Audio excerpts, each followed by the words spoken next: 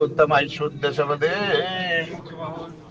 श्री गुरु चरण सरोज रज निज मन मुकुर सुधारि वर्ण रघुवर विमल जसु जो दायक फल चारि सियापति राम जय जय राम। मेरे प्रभु राम जय जय राम। बुद्धिहीन तनु जानिके सुमरो पवन कुमार बल बुद्धि विद्या देव मोहे हरहु कलेश विकार सियापति राम जय जय राम। मेरे प्रभु राम जय जय राम। बोलिए शंकर भगवान की जय हो।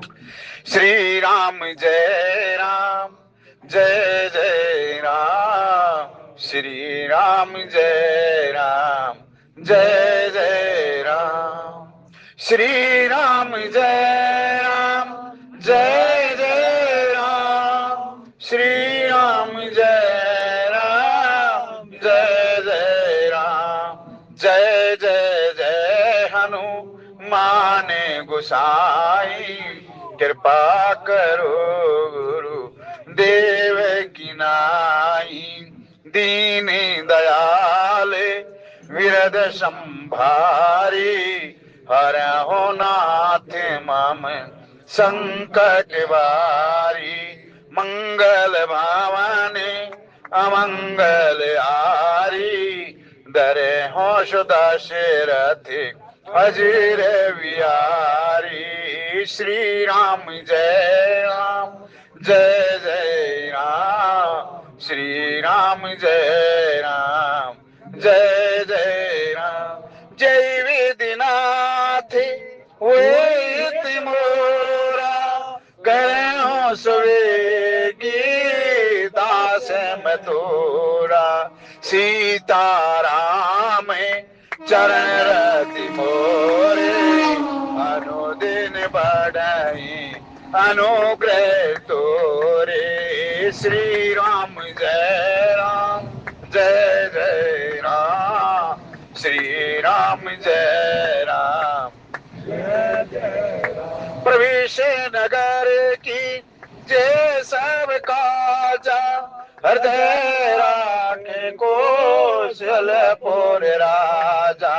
चलत विमान कोलाहल होई जय रघुवीर कैशव कोई। श्री राम जय राम जय जय राम। श्री राम जय राम जय जय राम। पवन तनय बल पवन समाना बुद्धि विवेक विज्ञान निदाना। कवन सुकाज कठिन जग माई जो नहीं होई तात तुम पाई। श्री राम जय राम जय जय राम। श्री राम जय राम जय जय राम। बोलिए शंकर भगवान की जय हो। पैरनऊ पवन कुमार खलवन पावक ज्ञान गण जासु हृदय आगार बसाई राम सिर चाप धरे। बार बार कह राहु सुमकी सुलोचनी पिकवाचनी कारण मोहि सुनाओ गज गामनी निज कुप कोर सियापति राम जय राम। मेरे प्रभु राम जय। मांग मांग मैं कही पिए कबू न दे न ले तेन कहूँ वरदान दुई देव पावत संदेव सियापति राम जय राम। मेरे प्रभु राम जय। रघुकुल रीत सदा चली आए प्राण जाए पर वचन न जाई। श्री राम जय राम जय जय राम। श्री राम जय राम जय जय राम। भूप मनोरथ सुभग बनु सुख सुविंग समाज पीरनी जमी छाड़ चहिते वचन भयंकर बाज सियापति राम जय। मेरे प्रभु राम जय जय राम। बोलिए शंकर भगवान की आप सभी महात्माओं के चरणों में कोटन कोट प्रणाम। बोलिए जय श्री राम। जय श्री राम। सर्वप्रथम तो बंधुओं, आज जो मैं मोक्षदा एकादशी का जो महान पर्व, आप और आप सभी के परिवार को इस सत्संग सभा की ओर से हार्दिक शुभकामनाएं। कुरुक्षेत्र में ये जो ना महोत्सव चल रहा है, गीता महोत्सव, वहां जाकर के उसका किसी को समय हो ना पूरा पूरा लाभ उठाए। आज के दिन ही भगवान कृष्ण ने अर्जुन को गीता का उपदेश दिया था, इसलिए इसको मोक्षदा एकादशी, मोक्ष को करने वाले। दोनों तरफ सेनाएं जुड़ी हुई, एक तरफ कौरव की सेना है, एक तरफ पांडव की सेना है, बीच में कृष्ण जैसा सारथी और अर्जुन जैसा योद्धा। कहने लगा कि प्रभु एक बार मैं पूरा एक को देखना चाहता हूं। मध्य में खड़ा कर दिया। क्या मतलब है? कुमति भी हमारे अंदर है, सुमति भी अंदर है, वो परमात्मा का वास भी हमारे अंदर है, और ये जीव जो ये रथ पर आरूढ़ है ये भी हमारे अंदर है। तू संग में था नित मेरे, ये नैना देख न पाए, इस चंचल माया के रंग में ये नैन रहे उलझाए। ये जो जीव है ना, ये बैठा हुआ, इस रथ पर बैठा हुआ, इसकी बागडोर परमपिता परमेश्वर के हाथ में छोड़ दो, उसको सारथी बना दो, आपका बेड़ा पार हो जाएगा। कुमति और सुमति ये क्या है? इधर 11 अक्षोणी और इधर 7 अक्षोणी, और फिर भी उनकी हार है। जब श्री राम जय राम जय जय राम। जब संजय ने बताया कि महाराज हम युद्ध को हार चुके, धृतराष्ट्र जो है ना एकदम से पागल सा हो गया। कहने लगा कि हम ये इस युद्ध को हार कैसे गए? दुर्योधन तो कहता था कि मैं इस युद्ध को हारूंगा ही नहीं। जहां पितामह भीष्म हो, कृपाचार्य जी हो, कर्ण जैसा योद्धा हो, द्रोणाचार्य हो, शुक्री जैसा योद्धा हो, ये हार गया हम युद्ध। ये क्या हुआ? संजय तू ही बता क्या हुआ? इतने में गांधारी का आगमन हो गया। कहने लगा कि पतिदेव सब कुछ ठीक था, लेकिन दुर्योधन के शिविर में एक चीज नहीं थी। वो क्या? बोला वो धर्म नहीं था, और जहां धर्म नहीं है वहां वासुदेव का वास है ही नहीं। आज ये मोक्षदा एकादशी जो 11 का है, 5 कर्म इंद्रियां, 5 ज्ञान इंद्रियां, 11वां मन, और वो दुर्योधन वो मन का प्रतीक है। मन के मते मत चालिए, मन के मते अनेक, उनके अनेक हैं, और उसकी हाँ महा बढ़ते चले गए। ये सब ये इंद्रियों की बाल है। इधर जो 7 अक्षौणी सेना है उसका सारथी कृष्ण है, और जब कृष्ण भगवान को आप करोगे ना, आपके सातों चक्कर उजागर हो जाएंगे। ये कथाओं के माध्यम से एक बात और बताऊं आपको, थोड़ी बहुत पढ़ ली आपने, बहुत पढ़ ली थोड़ी, पर प्रैक्टिकल बनो। थोड़ी बहुत कर ली हमने, बहुत कथाएं कर ली, बहुत कथाएं सुन ली, लेकिन उन पर थोड़ा बहुत आचरण तो कर लो। आचरण है ही नहीं। होगा तो मैं उनको बारंबार कोटन कोट प्रणाम है। ये देखो इधर ही आज शादी का साल भर नहीं होता, उसी में मेरे के 35-40 लाख लगे, मेरे 50 लाख लग गए, मेरे को तलाक चाहिए, मेरे को ये चाहिए, ये चाहिए। कहाँ गई फिर वो सारी की सारी थोड़ी सुनी हुई, कहाँ का चली गई? बर्बाद की बजाय बर्बाद हो रहे हैं, बजाय शांत के घर में आग लगी हुई है। सब क्या है कि वो बड़े बूढ़े हमारे का आग्रह, सब क्या है कि मौज, लेकिन उसके बाद भी क्या है सब? ये इसीलिए है कि हम जो ना थ्योरेटिकल ज्यादा, प्रैक्टिकल कम है। पहले के जो समाज था वो भले ही थ्योरेटिकल कम हो, लेकिन प्रैक्टिकल बहुत ज्यादा था। कृष्ण भगवान का जो एक एक वचन है, जो गीता के माध्यम से जो सुनाया हमारे उद्धार के लिए, उसका एक श्लोक रोजाना, जरूरी नहीं है संस्कृत में याद हो आपको, लेकिन उसका एक रोजाना अनुवाद रोजाना करो। कर्म योग क्या है, ध्यान योग क्या है, ये धर्म क्या है, कर्म क्या है, ये सब ये चीजें, यही है तो सीमा है। और जब बहुत ज्यादा घर में खुशी आ जाए चारों तरफ से यही है, तो वहां विषाद निश्चित है। अयोध्या के अंदर यही हुआ, चारों तरफ से खुशियां हैं, वो बादल भी सुख की वर्षा कर रहे हैं। जब से राम ब्याह कर आए, नित्य मंगल, बड़ी 8 पंक्तियां बड़ी गजब की इन्होंने रोजाना घर में गाया करो। कदे झूठी ना जाया करती इन संतों की वाणी, इन संतों का अपना वो है, इनकी वाणी कभी झूठी नहीं। डोंगरे जी महाराज, वो डोंगरे जी महाराज कह के चले गए। जिस डोंगरे जी महाराज कितना प्रैक्टिकल था वो, उसका चरित्र मन पढ़ने का मौका मिला, आंखें सरोवार हो गई। पत्नी का देहांत स्वर्गवास हो गया। जो उसका एक मित्र था, कहने लगा कि मित्र अब तेरी वजह की जो ना क्रियाक्रम तो करना पड़ेगा सनातन धर्म के, ये मेरी अर्धांगिनी ये फिर पैसे नहीं। बोले हाँ एक काम कर, जो उसका मंगलसूत्र था उस मंगलसूत्र को बेचा और उसकी जो कमाई आएगी उसके जरिए हम ये सारा क्रियाक्रम उसका पूरा कर देंगे। ये वो एक डोंगरे जी महाराज एक आवाज दे दे, उसके ऐसे ऐसे शिष्य थे, पूरा का पूरा पता लग क्या से क्या करते। लेकिन कहने नहीं, जो लेकर कर्जा दे मार किसे का रहती सच्ची शान नहीं।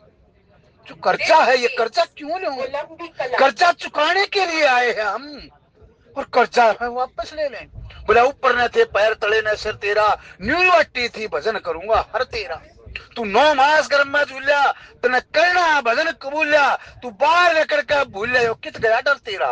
वही जो कर्जा है जो आपने गर्भ में जो कर्जा लिया था भगवान पर, हे परमपिता परमेश्वर मेरे को नरक से बाहर निकालो, इसके बदले में मैं तेरा भजन करूंगा, मैं तेरी स्तुति करूंगा, मैं तेरा कीर्तन करूंगा, मैं तेरा गायन करूंगा। बाहर निकल कर सब कुछ भूल गया।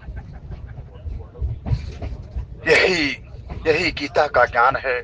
आज वही छाया, कुरुक्षेत्र ज्यादा दूर नहीं। अगर किसी ने समय हो, महोत्सव चल रहा, जाओ बंधु, वहां की भूमि पावन भूमि, परम भूमि, वहां के वाइब्रेशन ऐसे हैं। अब आप कहोगे वाइब्रेशन, हाँ ये डिब्बे में झंडी मर है ना, एकदम से मन में आओ ये कथा का डिब्बा है, एकदम से मन प्रफुल्लित हो जाए, कुछ मन के लिए तरंगे शांत हो जाए, जो हमारी कामनाएं हैं वो थोड़ा विश्राम ले ले हैं। क्यों विश्राम ले ले हैं?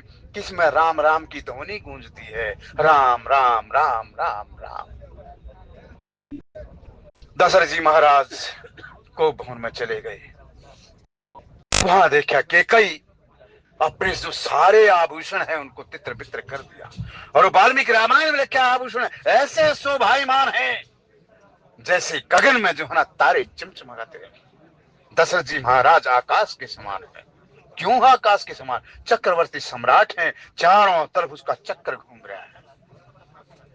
और कभी भी, फिर मैं बताऊं आपको, भगत को और धर्मपत्नी को अपने सुहाग की निशानियां कभी भी अस्त व्यस्त करनी ही नहीं चाहिए।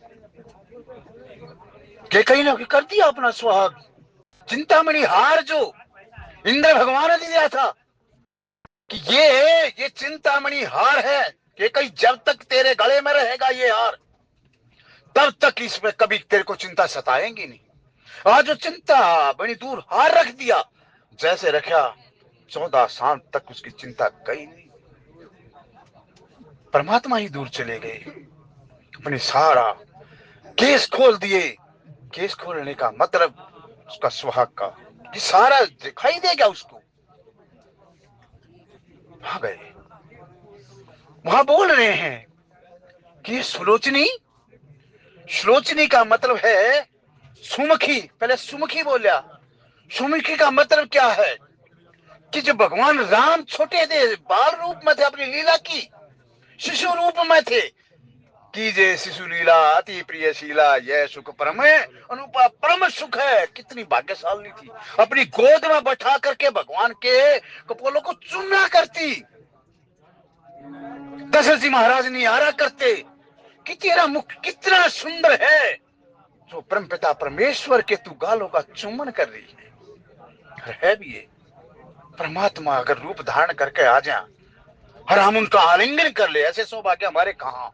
लेकिन हाँ, मानसिक रूप से तो हम करस गए हैं, मानसिक रूप से कि भगवान राम मंगल भवन मंगल हारी, द्रोश दशरथ अजर भी हारी, बैठ जाओ। यही तो ध्यान है। एक विषय रोजाना ले लो और देखो कि दशरथ का महल है उसमें भगवान राम अपने भाइयों समेत खड़खड़ाहट कर रहे हैं। मैं पीछे पीछे दौड़ रहा हूँ, भगवान को पकड़ रहा हूँ, भगवान को गोद में उठा रहा हूँ, उनके मस्तक को चूम रहा हूँ, उनके सुंदर सुंदर जो होठ हैं उनकी मुस्कुराहट में ले रहा हूँ। तो कितनी शांति मिलेगी, आपने पता भी नहीं चलेगा। कोई जरूरत नहीं है, ये अगर हो जाए, ये गुण साधन तैना होई तुम्हारी कृपा पावे कोई कोई। ये रामचरित्र की मानस की जितनी आप चौपाई याद करना चाहोगे ना, उतनी ज्यादा भूलोगे आप। गारंटी हजरत निजामुद्दीन। ये तो भगवान की कृपा हो जाएगी, सौते ही याद हो जाएंगी आपके, सौते ही। और वो जो सौते ही किया गया अध्ययन, सौते ही कमाया गया अध्यात्म आपका मोक्ष का कारण बन जाएगा। इस अध्यात्म मार्ग में परिश्रम की ज्यादा जरूरत नहीं है, मैं तो प्रभु की कृपा चाहिए। वो कृपा केकई पर दिन रात बरसी कि कपालों का चुम्बन लेना, उसको करना। वहां लिख दिया सुमुखी, दशरथ जी महाराज मुस्कुरा रहे हैं, तेरा मुख कितना सुंदर है। फिर कह दिया सुलोचनी, बार बार भगवान राम के आंखों से दर्शन करना। अरे वही तो आंखें, वही तो लोचन धन्य है जो सुबह मंदिर में जाकर के प्रभु की मूर्तियों को निहारना। चुपचाप खड़े रहो, भगवान राम, लक्ष्मण, मां सीता, हनुमान जी महाराज विराजमान हैं, वो मूर्ति को देखो और उसका अपने हृदय में उतार करके बाहर आ जाओ।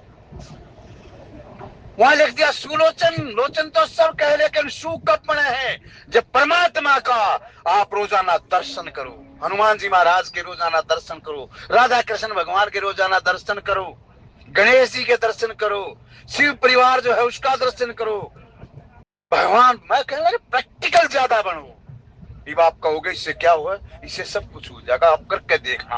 अगर किसी गूंगे को गुड़ खवा दिया जाए, उससे पूछो स्वाद क्या है, वो क्या कहेगा बेचारा। तो इसी प्रकार इसका अगर आनंद लेना चाहते हो, स्वाद चखना चाहते हो, रोजाना मंदिर जाओ और वहां जाकर के वो परमात्मा के दर्शन करो, निहारो, आपके नेत्र धन्य हो जाए। पिकवाचनी कह दिया दशरथ जी महाराज ने, तू पिकवाचनी है, कोयल से भी तेरी सुंदर बोली है। ये काम की लीला नहीं है, ये राम की लीला है। हम सोच रहे हैं कि ये काम की लीला नहीं। दशरथ जी महाराज अगर कामी हो तो राम आ जाएंगे वहां। अरे जहां राम है वहां काम तो सौते चला जा है, और जहां काम है वहां राम रहेगा नहीं। एक बार काम आया, के कई के मन में काम जागृत हो गया। काम जागृत का मतलब ये नहीं होता इच्छाएं, इच्छाएं जो लोभ मोह अहंकार, मैं, मेरा पुत्र, मेरा ये, वो काम जागृत हो गया। राम 14 वर्ष के लिए बाहर चले गए, से दुनी दुनी पछताई। पिकवाचनी का मतलब वो राम राम देखो आप, कितना सुंदर दृश्य है ये। भगवान राम दौड़ रहे हैं, दौड़ते चले जा रहे हैं। दशरथ जी का महल देख के होगे ना आप, अयोध्या गए, सरयू नदी का तट है, वहां देखो। अरे वहां बोलो मत किसी से, देखो अरे परमात्मा जो हम कथावाचक बोला करते यही है क्या। महाराज दशरथ यही श्राप मिला था महाराज दशरथ को। ये छोटी, ये कनक, ये जंगल वही तो है उनके किनारे पर जहाँ भगवान राम जो है ना अपने भाइयों के साथ क्रीड़ा किया करते थे, और यही तो महल है। वो दौड़ के आगे आगे और माता के कई पीछे पीछे उसके चला करती, राम ठहरो, राम ठहरो, राम ठहरो। दशरथ जी महाराज पीछे खड़े हुए हैं। दशरथ जी महाराज इतने राम का, इतने प्रेमी थे राम के कि अपना राम काज ही छोड़ दिया था, उसके बदले में केकई माता किया करती थी। रात और दिन उसको निहारते रहते थे। दशरथ जी महाराज इतने प्रेमी थे राम के,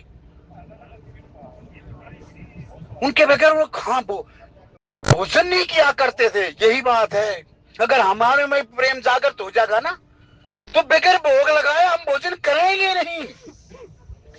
शालिग्राम का भोग जो है तुलसा का है, तुलसा अर्पित करके भगवान को, शालिग्राम भगवान को तुलसा अर्पित करके, और फिर वो जो तुलसा दल है तो तुलसा का एक पत्ता लेकर के ऊपर से गंगा जल का आचमन करके और फिर जो आप करो। दशरथ जी महाराज यही तो है। दशरथ कौन है यार, हम ही तो हैं, ये जीव ही जिसका दशरथ है। हम राम के प्रेमी कब बनेंगे? पहले अपने प्रभु को खुआऊंगा, पहले अपने प्रभु को भोग लगाऊंगा, फिर वो करूंगा राम राम। बैठ जाओ, देखो क्यों चल रहा है। मंगल भवन अमंगल हारी, धरोशो दशरथ अजिर विहारी। आंगन में विहार कर रहा है और माता कैकेयी उसके पीछे पीछे है। ऐसे यशोदा मैया कृष्ण भगवान लीला कर रहे हैं, कभी बंध जाए कभी कुछ है, और यशोदा मैया उनके छड़ी लेकर पीछे पीछे। ये दर्शक देखो, यहाँ जो भी तीर्थों पर जाओ, उस तीर्थ के इतिहास को, धर्म इतिहास को अपने हृदय में उतार करके उनकी रोजाना लीलाओं का आनंद लो। दशरथ जी महाराज ने कह दिया कि पिकवाचनी, तो जब है कोयल से भी मीठी लगा है मेरे को। जब राम आगे आगे है तो उसके पीछे पीछे है, और कहते हैं कि राम ठहरो राम ठहरो, राम राम तू भूखा है, अभी तेरा भूख का समय हो गया है। दशरथ जी महाराज बड़े खुश हुए। दूसरा बोल दिया गजगामिनी, अरे कैकेयी तू वही कैकेयी है, तेरी की तो हाथी कैसी चाल थी।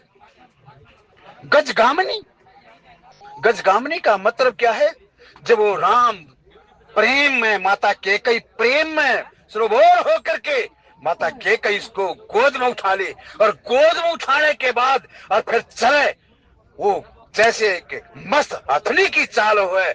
दशरथ जी महाराज कह दिया कि तू गजगामिनी है, कि भगवान राम में तो करोड़ों हाथियों का बल है, और वो आज माता कैकेयी उसको गोद में लेकर के बड़ी ठुमक ठुमक करके चलती है, जैसे हथनी अपनी झारखंड। ऐसी दशरथ जी महाराज दूर से देख रहे हैं कि हो कैकेयी तेरी चाल तो आज आज यही सारी की सारी बातें माता कैकेयी को याद आई। कहाँ है कैकेयी? कल मैं राम को जो ना राज्य देने वाला हूँ, युवराज पद, अगर ये पता चल गया मेरे राम को कि मेरी माता कैकेयी इस वेश में है, वो युवराज पद को ठुकरा देगा, क्योंकि सबसे ज्यादा प्रेम तेरे से करे। दूसरा, आपने सुना ये महात्माओं ने अलग अलग, रामभद्राचार्य जी ने तो इनका बहुत ज्यादा विस्तृत किया। राम का प्रेमी है, वो दशरथ से अपना नाता बना रहा है, माता सीता से अपना नाता बना रहा है। वही रामभद्राचार्य जी वहां जाकर के जो जज के सामने बता दिया था कि इस दशा में इतना इतना ये सारा का सारा आई टेस्ट है उसके, किसके दिखाई दे है। डॉक्टरों ने कह दिया इसका कुछ नहीं, इसका तो ये तो है ही दिमाग है, ये तो जज हक्का बक्का रह गया।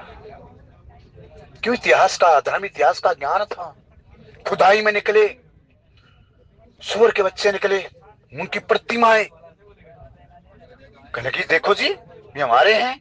बोला जी नहीं, ये तो सूअर की शक्ल भी देखना पसंद नहीं करते। बोला फिर? बोला जी हमारे तो ये 24 अवतारों में से एक है, कभी न कभी रहा होगा, 24 अवतारों में से एक अवतार है मिलोड। कि कोई प्रमाण? बोला प्रमाण है, इसमें, इस पेज पर, इस उस पर ये है, ये प्रमाण, इससे ज्यादा क्या होगा। जज भी हक्के बक्के रह गए। वो रामभद्राचार्य जी कभी उसका जो है लेखनी के द्वारा जो रामचरित मानस है वो पढ़ना, एक एक उस पर टीका कर रखा। दशरथ जी महाराज पर पूरी ग्रंथ लिख दिया उन्होंने। वो दशरथ जी महाराज जो काली की तलवार का प्रहार अपनी छाती पर उठने में सक्षम हो, भगवान महादेव का त्रिशूल, उसका प्रहार अपनी छाती पर खेल लिया हो, विष्णु भगवान का चक्र जिस दशरथ जी महाराज ने अपनी छाती पर कर लिया हो, और आज वो एक ऐसा की बात थी। अब आपके मन में ये आया होगा कि पंडित जी बोले कि काली माँ से, विष्णु भगवान से, और इससे कब उन्होंने युद्ध कर लिया? युद्ध नहीं किया, लेकिन जो उन्होंने आयुध दिए थे, उन आयुध इतने शक्तिशाली थे, उनमें काली का ही, विष्णु भगवान का ही, शिव शंकर भगवान की ही शक्ति थी। कौन? वो शंभासुर। शंभासुर ये जो ना तप करे से इन्होंने मिले थे, ये बाद में इन्होंने इसका मिसयूज कर लिया, वो अलग बात है। जो भी कुछ है ना ये पहले का है। तब ये बात कहोगे कि मैं पास आऊं ही ये बातें, बोला जी ये क्या है, ये पहले तप कर लो, फिर वरदान दे लो, फिर उन वरदानों को करके फिर आप कह दो भगवान के अवतार हो गए, फिर ये हो गए। भाई एक विद्यार्थी जीवन तप का जीवन है। 14 साल तक वो तप करे है और फिर आईएएस के फॉर्म भर दे है वो, और उसके लिए भी कोचिंग लेकर वो लाखों रुपए खर्च करके वो यूपीएससी का एग्जाम फेस करे है और फिर आईएएस बन जाए। राष्ट्रपति द्वारा, राष्ट्रपति कौन है? देश, देश का पति है, स्वामी है। राष्ट्रपति देश ने चयन किया है, उसके पास शक्तियां हैं, फिर उसको वो शक्तियों को उसको आईएएस को दे दे। अब उस शक्ति का वो आईएएस यूज करे या मिसयूज करे ये तो उसका है ना, वो तब का फल तो देगा, वो परमात्मा का विधान है। जिस प्रकार राष्ट्रपति अगर यूपीएससी क्वालिफाई कर लिया तो उसको डिग्री आईएएस की देगा, वो तो बाध्य है इस चीज के लिए, हमारा संविधान है। इसी प्रकार आप कहोगे जी नहीं, परमात्मा ने सृष्टि बनाने से पहले वेदों की रचना कर दी, विधान कर दिया, उस विधान में है ये कि जो तप करेगा उसको ये ब्रह्मा विष्णु महेश उसको देंगे। देव इसलिए कहलाए कि देने वाले हैं, उनको वरदान के बदले में जो मांगा वो देना पड़ेगा तुम। वो शंभासुर जो है ना, इतना घोर तप किया मां काली का। बोला मांग पुत्र, क्या मांगता? बोला मेरे को ऐसी तलवार दे दे जो मैं वो मेरे हाथ में हो, अगला इसका कोई प्रहार सहन ना कर सके, मैं अजय हो जाऊं। बोला देख पुत्र, अजय तो होगा नहीं, लेकिन हाँ ये तलवार ऐसी है, ये साधारण योद्धा इसका प्रहार है, लेकिन जो असाधारण योद्धा जिस दिन इसका प्रहार सह गया उस दिन समझ ले तेरा उसी के हाथों से काल है। ये क्या है? ठीक है, बोला इससे काम नहीं चलेगा। महादेव की घोर तपस्या की, अब महादेव जानते थे कि इसके मन में क्या खोट है, लेकिन क्या करा, तपस्या नहीं, आंख नीचे रहे। उसके बाद महादेव के पास सारे देवता इकट्ठे होकर गए कि प्रभु ये प्रलय से पहले ही प्रलय आ जाएगी, उसको दो कोई न कोई वरदान। बोले वरदान ऐसा मांग लेगा जो सृष्टि के लिए विनाशक हो जाएगा। बोला नहीं, वैसे भी वो तप में इतनी गर्मी है, वैसे ही गर्मी से सब कुछ मेल्ट हो जाएगा, जाओ, हम त्राही त्राही मच जाएगी। वहां जाकर शंभूसर के पास गए, बोला जी मैंने कुछ नहीं चाहिए, आपका त्रिशूल चाहिए। ये शत्रु के सामने जब भी जाए शत्रु को खात्मा करके ही आए। बोला तथास्तु, लेकिन एक बात का ध्यान रखना, जो इसके प्रहार को सह जाएगा उसके हाथों से तेरी मृत्यु निश्चित है। ठीक है, फिर कहने लगा कि ये कर दिया, अब और करूंगा। फिर तप पे बैठ गया, विष्णु भगवान की जो अंतिम शक्ति है उसको मैं प्राप्त करूंगा। विष्णु भगवान को भी खूब तप किया, वही बात हुई, विष्णु भगवान भी बाध्य हो गए। बोला मांग, बोला मेरा चक्कर दे, और ऐसा कभी झूठ मूठ का दे दे, नकली चक्कर बना दे, ना ना ना, मैंने पता है मेरे पास बड़े पारखी है। चक्कर से निकाल करके चक्कर दे दिया, चक्कर से निकाल कर चक्कर दे दिया। ये साइंस है बंधु, मैं कई बार कहूं इन पसंदे मत किया करो, इनके आनंद लिया करो। ये मिसाइल है ना, मिसाइल ये हमारे देश में घर घर में बना करती, घर घर तो नहीं लेकिन जो अच्छे इसके तंत्रिक विद्या के जानने वाले थे वो बना दिया करते हैं मिसाइल को। आप कहोगे क्यों? एक मिट्टी का बर्तन लेकर मिट्टी का उसमें सोना छेद कर कर उसमें दिया जला करके उसको करके, और देखो कैसे उठ जाए अपने आप, मंत्र बोल करके उठा और उसको बोल दे उस निशाने पर जाकर के तेरा वार करना है, और वहीं जाकर के वार किया करती थी वो। पिछला समय याद करो जब मिसाइलों का था भी नहीं कुछ, जब ही भारत देश में ये मिसाइलें तैयार होगी थी, उसी का पैटर्न लेकर के ये मिसाइल बना दी। कभी भी शक मत किया करो, है मेरे पास सारे उदाहरण है, लेकिन प्रश्न दूसरी तरफ चले जा, जिसको हम बोलिया करते देसी भाषा में घाल, और वहीं जा करके निशाना मारा करती, और बीच में उसको कोई छेड़खानी कर दे उसके लिए हानिकारक बन जाया करती, और जो इसका पूरा जानकार होया करता उसको डिस्ट्रॉय भी कर दिया करती। जैसे अब एक कोई देश मिसाइल छोड़ दे, अगर कोई दूसरा देश जानकार हो तो उस मिसाइल को जो ना अपने पास बुला लेगा, नहीं उसको छेड़ दी तो उसका तो उस देश का वहां उस एरिया का तो कुबाड़ा ही करके आ जाएगी।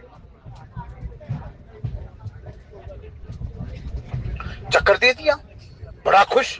शंभासुर यही जो दंड कारण वर्ण में जाकर के राज करने लगा, सभी देवताओं को और उनको परास्त करने लगा। ऐसे ऐसे विमानों की रचना कर दी, स्वर्गलोक में भी आ जा, देवलोक में भी आ जा, कहीं चला जा, वहीं जय जयकार होगी। राजा इंद्र घबराए, महाराज दशरथ की शरण ली। महाराज दशरथ की शरण लेने के बाद घोर युद्ध हुआ। तीनों के तीनों जो दिव्य अस्त्र थे उनका प्रहार है अपनी छाती पर सह गए दशरथ जी महाराज। संबासुर को पता तो जब ही चल गया था कि मेरा काम होने वाला है, लेकिन फिर भी युद्ध करता रहा। दशरथ जी महाराज घायल हो गए। इधर से जो रथ का था जो पहिया वो डगमगा लगा, कहने लगे बोले क्या माता केकई ने 2 उंगलियों दे करके वो, अब ये माता केकई का भी हाथ जो है वज्र का बन चुका था, क्योंकि दुर्वासा ऋषि ने इनको वरदान दिया था। दुर्वासा ऋषि की इन्होंने बहुत सेवा की थी। उस 2 उंगलियों के बदले 2 वरदान दिए थे महाराज ने। आज वही दोनों वरदान, कल के 2 ही मांगे, आज दोनों, कल दोनों वरदान ले लेगी माता केकई। तीनों को वस्त्रों को अपनी छाती पर, हाँ, तुलसी बाबा ने बड़े उससे लिख दिया, जो इन प्रहारों को सह जाए। और इसके दशरथ जी महाराज आज केकई के महल में जैसे सुना कोप भवन में है, जैसे पैरों की शक्ति निकल गई हो। बताओ, इतना बड़ा युद्ध, यही ये गूढ़ प्रसंग है। यहाँ पर दशरथ जी महाराज को पता था कि इसके पिता ने जो वचन ले रखा है हो न हो सके, आज इसका वचन याद हो गया। लेकिन केकई ने तो ऐसा कर दिया था। केकई तो इतनी मेरी इतनी भोली है कि उन्होंने राम को ही अपना पुत्र मान लिया था, कि भरत को जो है ना कौशल्या की गोद में डाल दिया था। ये कह मेरे को बार बार कहा था ये कि नहीं, आपकी कुल की रीत भी हो जाएगी, जो बड़ा आपके जो कुल की परंपराएं हैं, जो रीत है, ज्येष्ठ को जो राज्य देना, वो भी ये मेरा राम मेरा ही तो है। राम और भरत में कोई भेद नहीं, वो कौशल्या का है, ये मेरा है। और मैं तो बार बार कहूं कि इसको युवराज पद दो। इसी सोच में चलता चलता वहां कोप भवन में चला गया। ये पता था। इसका खुलासा कब होया? जब महाराज का वन देहांत हो गया और भगवान राम आरूढ़ हो गए, तब लक्ष्मण जी महाराज को कथा सुना रहे हैं। सुमंत्र जी महाराज, बोला तेरे पिता महाराज को सब कुछ पता था। ये नहीं है कि उसको पता नहीं था, सब कुछ पता था। नारद ने उसको बता दिया था सारी बातें कि ऐसे ऐसे तेरे जीवन में घटना घटने वाली है। आज वो दशरथ जी महाराज केकई के महल में जाकर के ये पूछता है कि बता, किस रंग को मैं राजा बना दूं और किस राजा को मैं देश निकाला दे दूं। कहने लगे कि प्रभु बड़ी ढींगे आंख रहे हो आप। देने की बात करें तो मैंने जो 2 वरदान लिए थे ना, आज का जो 2 है, 2 वरदान लिए थे, वो धरोहर के रूप में है। मेरे वरदान तो दीजिएगा। बोला वरदान, वरदान 2, मैं 4 वरदान। प्रसन्नता इतनी भी नहीं होनी चाहिए कि आप अपना विवेक खो दो। कहने लगे बल्कि मैंने 4 की जरूरत नहीं है, मेरे को केवल 2 ही दे दो। और वहां लिख दिया, रघुकुल रीत सदा चली आई, प्राण जाए परे वचन ना जाए। अब ये अन्य रामायणों में जो रघुकुल को जो वंश की कीर्ति गाई है बंधु, वो कई श्लोकों में, कई पेजों में है रघुकुल का जो वंश है। लेकिन देखो, कवि वही हो है, भगवान का प्रेमी वही हो है जो गाकर में सागर भर दे। सब कुछ पिरो दिया इस चौपाई में, सब कुछ पिरो दिया। रघुकुल और रघु राजा, जिसको कई रानियां थी, एक ब्राह्मण श्रेष्ठ आया कि राजा कितना भाग्यशाली है, इतनी रानियां। मेरे घर में एक भी रानियां नहीं, एक भी पत्नी नहीं। वहां गया राजा के पास कि मैं आपसे कुछ मांगना चाहता हूं। मांगिए ब्राह्मण देव, आपका स्वागत है, आइए ना, आपका स्वागत है। बोला क्या? मैंने बनाया एक रानी की जरूरत है। बोला ये है, ले ले, चुन। उसके लिए नहीं, काम के लिए नहीं, उसके लिए नहीं। कह लक्ष्मी चंद बड़ी मुश्किल से मिलता वीर मर्द का चोला। काम की तरफ मत जाइए बंधुआ, फिर मैं कहूंगा आपसे, अगर किसी की धर्मपत्नी किसी कारणवश नहीं है तो यज्ञ का अधिकारी नहीं है। वो यज्ञ कर ही सकता, वो शुभ कार्य में हिस्सा ही ले सकता। जब तक उसकी अर्धांगिनी उसके पास है पूजा पाठ में। हमारे यहाँ मंदिर में पूजा चल रही है, प्राण प्रतिष्ठा है, खंडित हो चुका था शिव परिवार और बाबा श्याम की जो हम वो कर रहे हैं, तो उसमें रोज आना एक जोड़ा बैठेगा और जो रोज आना वो प्राण प्रतिष्ठा लेकर के जो पूजा पाठ कराओगा। तब मेरी समझ में आई रे पत्नी का कितना बड़ा, और ये तो किस्मत की बात है भाई, किसको कैसी पत्नी मिली, किसको कैसा बेटा मिला, किसका कैसे माता पिता मिले। ये तो वही है कह लक्ष्मी चंद पड़े काटने आया था जिसे वो, जैसे हम वो का है ना बंधु, वैसे हमने माता पिता मिल जाएंगे, वैसा हमने परिवार मिल जाएगा, वैसा हमने आस पड़ोस मिल जाएगा, वैसा ही हमें वातावरण मिल जाएगा। ये वातावरण वैसे नहीं मिल रहा, हमारे पिछले जन्मों की कमाई है जब ये वातावरण हमने जो मिला है कथा का वातावरण, इसको बरकरार रखो बंधुओं।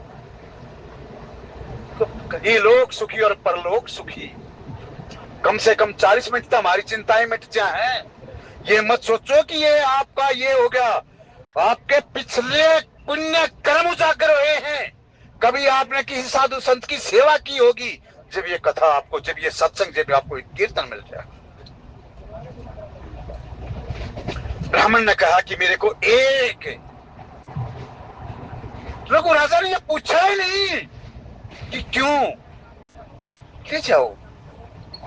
पत्नी के बिना तो सारी पूजा घर, ये जो ये नाना प्रकार के यज्ञ है ना रोजाना के, जो यज्ञ पंच यज्ञ हैं, अगर आप अकेले हैं, पत्नी नहीं है, तो आप यज्ञ नहीं कर सकते। कोई साधु, कोई संत, कोई आपके अतिथि आपके द्वारे पर आ जाए और ये कह दे कि मैं भूखा हूं, मेरे को प्रसाद दो, तो क्या करोगे? बताओ आजकल के जो बच्चे हैं, पुत्र वधू है, वो बनाए ना बनाए, लेकिन अपने आपका अपनी पत्नी पता अधिकार है ना, वो कहते कि बताओ ये ले आऊं, वो यज्ञ हो गया आपका पूरा का पूरा। कि वहां तीर्थ स्थान पर भी जाओ तो वहां तक संभव हो तक सके तो अपनी धर्म पत्नी को जरूर लेकर जाओ, और वहां शर्मा जाए हम और हमारा फिर मजाक भी कर ले कुछ। वहां जाओ तो इकट्ठे हाथ में हाथ करके धर्म पत्नी और पति और पत्नी वहां इकट्ठे डुबकी लगाओ, गंगा जी में, सरयू नदी में, नर्मदा नदी में, वहां जाकर के पूजा पाठ दोनों इकट्ठे होकर के पूजा पाठ करो। लेकिन हम बाहर जाकर भी शर्मा जा, इन चीजों में शर्माना क्या है भाई? कोई मजाक करो करे जाओ, इकट्ठे होकर के वहां राम नाम के गोते लगाओ, वहां कर करके फिर अपने साथियों में आ जाओ, वो जो हम माला बनाओ, माला करते करते राम राम एक, राम राम दो, राम राम तीन, वो डुबकी लगाओ, और यहां तक डुबकी लगाओ। वही आज वो ब्राह्मण देव कहने लगा कि मेरे पास धर्म पत्नी नहीं है, मेरे यज्ञ अधूरे हैं, राजन मेरे को एक, बोला छोड़ से ये ले जाए। बोला प्रभु आप, बोला एक रघु का वचन है, जा ले जा। कहने लगे कि जा। पत्नी भी, वो पत्नी ये सवाल जवाब किया ही नहीं, क्यों? बोला जो आपकी आज्ञा करो हे पतिदेव, जो आपकी आज्ञा है। यह लिख दिया रघुकुल रीत सदा चली आई, प्राण जाए पर वचन। इसी कुल में राजा दिलीप हुए। दिलीप, वो दिलीप जो संतान नहीं थी, वजीर जी महाराज ने बताया कि तू गौओं की सेवा कर, गौओं की सेवा से तेरे संतान वृद्धि हो जाएगी।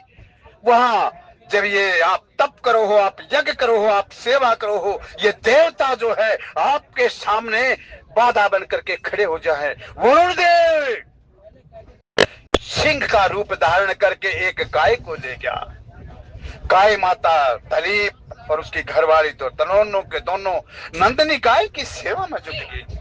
गाय कम हुई, कहने लगी, जाकर जंगलों में देखा कि गाय तो एक सिंह पकड़ रहा है। बोला इसको छोड़ दे। बोला मेरा भगवान ने बनाया है, मेरी खुराक यही है, मेरा वे है। बोला इसके बदले में मैं अगर अपना दे दूं, तेरा भूख भी मिट जाएगी। बोला मौत भूख का एक पिता है, फिर तुझे कैसे ज्ञान नहीं, अधर्म करके जीना चाहता, राज धर्म का ध्यान नहीं। बोले मैं भूख, तेरे को भूख ही रहा, तो ये ले, दे दिया अपना से एक कदम से। बोला मांग, क्या मांगता है? तब दलीप को अच्छा हाँ संतान वृद्धि, यहाँ रख दिया। ये इतना पवित्र कुल है मेरा, जिस कुल में मेरे को, और सच बताऊं आप एक एक पीढ़ी भक्ति कर लो, 2 कर लो, 3 कर लो, 4 कर लो। जब ये 4 पीढ़ी लगातार, असल में तो होंगी नहीं कलयुग में, 4 पीढ़ी लगातार भक्ति बहुत मुश्किल है। कोई न कोई बाधा आ जाएगी, कोई न कोई ऐसा हो जाएगा आपकी भक्ति को बढ़िया मेट कर देगा। लेकिन फिर भी अगर आपकी सच्ची भक्ति है, 5वीं पीढ़ी में कोई न कोई बच्चा ऐसा पैदा होगा जो आपकी 7 पीढ़ी पहले की 7 पीढ़ी बाद की पार उतार देगा। ये कुल इतना पवित्र कुल था। राजा मानधाता, ये राजा हरिश्चंद्र, ये कितने रंती देवा, कितने इस कुल में हुए हैं। और जब इतना प्रतिष्ठित कुल था, इतना धर्म को मानने वाला कुल था, उस कुल में ही भगवान अवतार ले। कुल बड़ा पवित्र कुल है। रघु रघु तो बड़ा प्रतापी रहा। इसी कुल में राजा खटवांग हुए, एकाक्षी राजा खटवांग, देवताओं की सहायता के लिए युद्ध कर रहा और इतना लंबा समय गुजार दिया। यहाँ आए तो पता चला कि उसकी तो 2 घड़ी की जिंदगी है बस। राजा परीक्षित की उसमें मोक्ष की कथा में है, तेरे तो 7 दिन है। अरे राजा खटवांग ने तो 2 घड़ी में है मोक्ष को प्राप्त कर लिया था, तेरे पास तो 7 दिन है राजन। बोला मैं इस राजा खटवांग की कथा को विस्तार से सुनना चाहता हूँ। कथा कोई भी बड़े विस्तार से सुना करो। उन्होंने बताया, पता चला कि तेरा तो सिर्फ 48 मिनट का टाइम है। 1 घड़ी 24 मिनट की बताओ। 1 घड़ी आधी से पुनियाद, ये मतलब ये आधी। फिर वो जैसे ही 48 मिनट का समय सुना, सब कुछ त्याग करके भगवान के जो है ना लग गया, उसको मोक्ष प्राप्त हो गया। और तेरे राजन, तेरे तो 7 दिन है। ये वो पवित्र कुल है। राजा आज इसी कुल में हुए, राजा भगीरथ इसी कुल में हुए, जो गंगा को जो ना यहाँ पर हमारे लिए गंगा प्रकट कर दी। हम गंगा की महत्ता तो को नहीं जानते, कलयुग है यो। गंगा माई के यहाँ बैठे बैठे अगर आप बाथरूम में हो और पहला जो है लोटा आप अपने सिर पे गिरो ना, हर हर गंगे बोल दो, जो हर की पैड़ी का आपने स्नान मिला है ना, वो घर बैठे आपने स्नान मिल जाए। गंगा माई की वह है। 200 किलोमीटर के एरिया तक गंगा माई आपको वही फल देगी जो वहां पे फल मिले आपको। इसलिए ये छोटी छोटी चीजें हैं, गंगा यमुना गोदावरी, ये सारी की सारी चीजें, ये अपने कर लो क्या है इसमें। ये इतना पवित्र कुल है। प्राण जाए कितनी गजब की के कई एकदम से कहने लगा कि सुन, ये भावी थी, भावी के बस में हो गए। जवान लड़खड़ा गई, कहने लगी कि मैं राम की शपथ, राम की जैसे शपथ किया ऐसे ही बस बोला अब मेरा काम बन गया।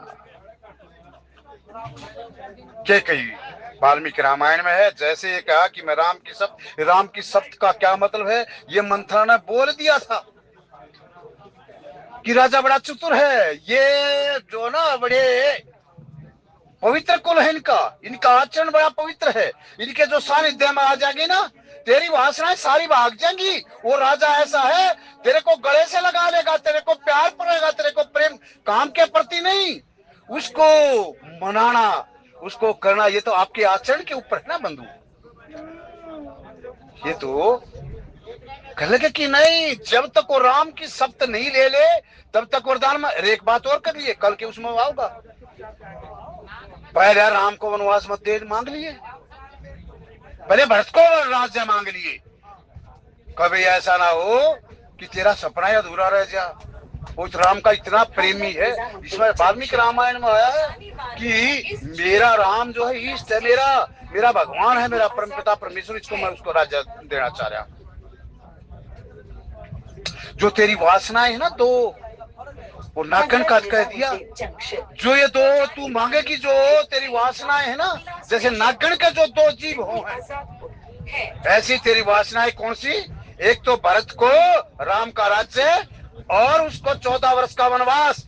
ये वासनाएं तेरी जैसे नाग है, एक होती है उसकी 2 जीवें हैं, और ये जो 2 वरदान हैं ये तेरे 2 नाग के जैसे 2 दांत है ना, वो दांत है, और वो मरण स्थान जहां पर तू पलटा भी ले जा। नाग है ना क्या करे है, नाग लड़ेगी, नाग लड़कर पलटा लेगी, ये कहोगे आपने कैसे किया, मेरा खुद लड़ी है भाई, जैसे कर रहा था ऐसा कर रहा ऐसा, और वो कर कर ऐसा पलटा लेकर वही छूट गई। परमात्मा की वो था, अब आपके साथ में रह रहे थे हम, नहीं तो बताते हैं जड़ का मरिया उड़, पानी में डूबया उड़, नाक का मरिया उड़, रेल तला कच्चा उड़, ये 5 चीजों का जो है ना देवी नहीं मिलती, ये बहुत दिन तक प्रेत योनि में रहे हैं। दशरथ जी महाराज इसलिए तो घबरा गए थे कि आना जाना ही मृत्यु आ जाए कोई बात नहीं, न ये राजा परीक्षित, लेकिन नाग से जो मेरी मृत्यु होगी, ऐसे मैंने कौन से कर्म कर दिए जो नाग के द्वारा मेरी मृत्यु हो, उसमें पता ना अगले देह मेरे मिलेगी ना मिलेगी, मैं तो प्रेत योनि में चला जाऊंगा, ये प्रेत योनि से मेरे को कैसा छुटकारा मिले, ये नाग की विशेषता है। वो अच्छे कर्म किए होंगे जो आपके बीच में जो कथा सुनने को मिल गई कथा को, नहीं तो ऐसे नाग। और मैं सच बताऊं, आया ना जब चलिया, मेरी चाची थी, मक्का मेरे को बंद बांध दे, ये मेरा पजामा है इसका नाड़ा काट, मेरा बंद बांध दे। बोले भाई तू कच्चे कच्चे में कैसे जाएगा, अरे मक्का तू कर दे, उसके हाथ कांपने लगे, और ये सारा हाथ मेरा लीला हो गया, और आंखों में से ऐसी जल मारा थी, भगवान किसी को लड़े ना, ऐसी मारा थी जैसे रो रहा हो, ऐसे टप टप। घर आए, मैंने अपनी माँ से डायरेक्ट बता दी, माँ मेरे लिए घी लिया, मेरे को इतना हौसला था कि घी पी लो और ये कर लो तो ये ठीक हो जाएगा। मका मेरी माँ घी लेने की बजाय कभी तो चीनी की डोली ले आओ, कभी कुछ ले आओ, कभी कुछ ले आओ, और इतने तो ये सारा का सारा हाथ पूरा लीला हो चुका था। लेकिन उसमें भी ये धैर्य बनाने वाला भी कौन है, ये परमपिता परमेश्वर है। लेकिन ये 5 चीजों से भगवान की सबको बचाए रखे, नाग का लड़ने वाले का अगली योनि नहीं मिलती, उसको बहुत दिन तक बताना। जो जड़ के मर जाए, आत्महत्या कर ले हैं, जो आग लगा ले हैं, वो आत्महत्या नहीं करनी चाहिए। जो कुएं में डूब के मर जा है, जल में डूब के मर जा है, उनको मोक्ष नहीं मिलता। मोक्ष क्या, उनको तो प्रेत योनि है, आत्महत्या तो करनी ही नहीं चाहिए। लेकिन ये हम खड़े होकर कहते हैं पता ना किस कैसी क्या परिस्थिति है, लेकिन फिर भी अगर कोई ऐसी परिस्थिति आ जाए तो परमात्मा का भजन करते हुए अपना ताली बजानी शुरू कर दो। इसमें ये वैज्ञानिक भी है, इसमें ये पॉइंट है जो आपके ये आप करोगे ना, ये ताली बजाओगे, वो पॉइंट आपकी वेदना को हर लेगा। इसी में जो ना पॉइंट किडनी का है, इसी में लीवर का है, इसी में हर एक चीज के पॉइंट है, ठीक हो जाओगे आप। आज कल की मांग बोला मांगो, जैसे हमारा मांग कर मांगना है, आज के कई वरदान मांगने को तैयार है। और दशरथ जी महाराज, यहाँ वाल्मीकि जी महाराज ने और रामचरितमानस में भी, और जो राम भद्राचार्य जी ने भी ये लिख दिया कि भावी के बस होकर के वो माता के कई किए अभी भी वो काम किड़ा समझ रहे हैं, क्योंकि अक्सर ये के कई बड़ी हसमुख थी, वो ये सोचते थे कि आज भी वही काम किरड़ा है। दशरथ जी महाराज के मत ये कोई नहीं। दशरथ जी महाराज तो ये कह रहे हैं कि मैं जो है ना आज जाकर के रानी को बताऊंगा, मेरी सबसे प्रिय रानी है। क्यों प्रिय रानी है वो मैंने आपको बता दिया। प्रिय रानी इसलिए है, इसलिए नहीं कि वो सुंदर है, तन की सुंदर, इसलिए नहीं, इसलिए प्रिय रानी है कि वो राम से अथाह प्रेम किया करती थी, वो अक्सर बार बार यही किया करती थी कि राम को युवराज पद दे दो। और राम जो है राजा दशरथ को प्राणों से प्रिय है। अब आड़ा थोड़ा सा यहाँ समझ कर चलना, जो आपको प्राणों से प्रिय है और वो जो आपके प्राणों का प्रिय जो है और वो आपको उसका ज्यादा प्रिय बन जाए तो आपका प्रिय बन जाएगा कि नहीं बन जाएगा। अरे आपका जो इष्ट है, मान लो आपका कोई भी इष्ट है, श्याम बाबा है या कोई भी है, और वो इष्ट के आपकी उस इष्ट की आपको कथा सुनाने लग जा, आपके गुणगान करने लग जा, वो इष्ट का बखान करने लग जा, वो तो मेरे ख्याल में आपने बहुत प्रिय लगेगा। वो यही दशरथ जी महाराज के कई को कहता कि तू मेरे प्राण है ना, उन प्राणों से प्यार करने वाली हो, इसलिए तुम मेरी प्राण प्रिया हो। मांगो क्या मांगना चाहती हो। मैंने जहां से शुरू किया फिर वहीं आऊं। थ्योरी में कम विश्वास, प्रैक्टिकल ज्यादा बनाओ। ये प्रसंग ऐसा है ये अयोध्या कांड ये आपको मोक्ष दे देगा, ये गारंटी है। रोजाना 10 मिनट 20 मिनट अगर आपको कथा का डिब्बा ना मिले ना, एक और सीट में लेकर बैठ जाओ और आंख बीच के और वही जो है ना वही लीला याद कर लो भगवान की। आज भगवान कृष्ण ये कर रहे हैं, आज उखल के बंदे हैं, आज उन्होंने गोवर्धन उठाया है, आज उन्होंने ये किया है, आज माता यशोदा के साथ झगड़ा कर रहे हैं, आज बात ये कर रहे हैं। ये भगवान राम, जिसका भगवान राम में किसी न किसी प्रकार का कोई भेद है ही नहीं, ये करो। ये था वृंदावन में ही एक महाराज जी हुए हैं, श्री राम जय जय। अरे बड़े प्रेमी है उसके, जिन्होंने ये जो निधि वन से ले आकर के यहाँ बाके बिहारी को स्थापित किया है। क्या नाम था? हरिदास जी महाराज। हरिदास जी अनन्य प्रेमी थे। हरिदास को साधारण नहीं था, किसी सांप के कान ये आया था, हरिदास जी वैसे नहीं थे। और ये सांप भी पता किसने दिया था? सांप ही माता राधा ने दिया था। माता राधा को उसने दे दिया, माता राधा को उसने दे दिया। आपस में सम्मेलन होया, आपस में अपना सामना होया, दोनों सांप से मुक्त हो गए। हरिदास जी महाराज एक लीलाएं कृष्ण की रोजाना देखा करते, रोजाना बैठ जाया करते। और जोधा जो है ना, जोधा हरिदास का मन ही मन में गुरु मान करके रोजाना उसकी किसी न किसी बहाने से उसके दर्शन करने आया करती, आगरा से यहाँ। क्योंकि अकबर की 2 राजधानियां थी, दिल्ली और आगरा। आगरे में भी जो फतेहपुर सीकरी है ना, वहां उसकी मेन राजधानी थी। कोई बहाना मिला करके हरिदास के दर्शन करने आया करती थी। और हरिदास एक बार देखा कि मैं भी आज जो है ना हरिदास के लिए कुछ ऐसा तोहफा लेकर जाऊं जिससे ये संत जो है ना बड़ी विचित्र लीला हो की। गंधार का जो है ना वो मंगाया, काबुल का सेंट मंगाया जो बहुत सुंदर, जैसे हम अपने ठाकुर जी को ना श्रृंगार करे हैं। छोटा है ठाकुर जी और उसका थोड़ा हो नहीं लगाते, परफ्यूम से लगा दे, उनके कपड़े आ गए, सारा घर महक उठे है। हमने एक चैप्टर उठा लिया, उस दिन चैप्टर थी लीला थी होली की, एक होली का चैप्टर उठा लिया। भगवान कृष्ण है माता राधा के साथ जो है ना होली खेल रहे हैं, होली खेल रहे हैं। इधर जो है माता राधा का जो जल खत्म हो गया, जल खत्म हो गया तो उसने आवाज दी, ललिते।